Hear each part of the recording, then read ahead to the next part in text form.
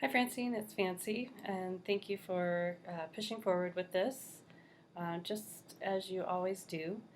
Um, so I think this is working better. There does seem to be a lot of green compared to the perceptual green compared to the perceptual pink. Um, these shapes are working nicely together as a unified grouping. This one is not. It seems like a different shape altogether. Um, Now, if you can imagine, let's see, if this is your pure color, it looks like you've got your pure color all throughout here. So I think these are all areas of pure color, and you can correct me if I'm wrong.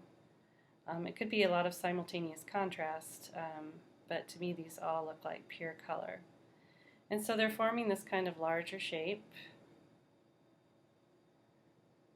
And this doesn't feel, I know that you've got this pure color next to uh, values that are elsewhere in your scale. But for me, this doesn't feel like a lot of water. It feels more like the pure perceptual opposite, the pure stimulus color. And so then this kind of leaves these little rivers of water.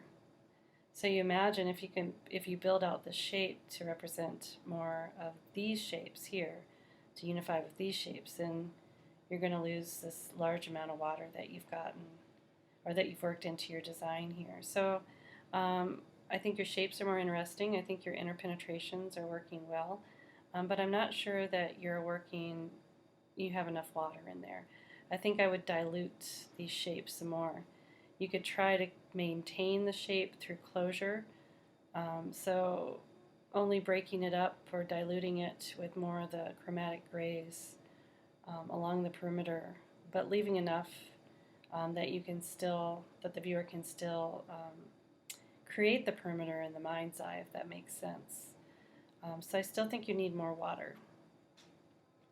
You're so close, and I know this is your third iteration, and you've done such a great job. So you have to expect one to be a little bit more difficult for you than the others, right? All right. Thanks, Francine.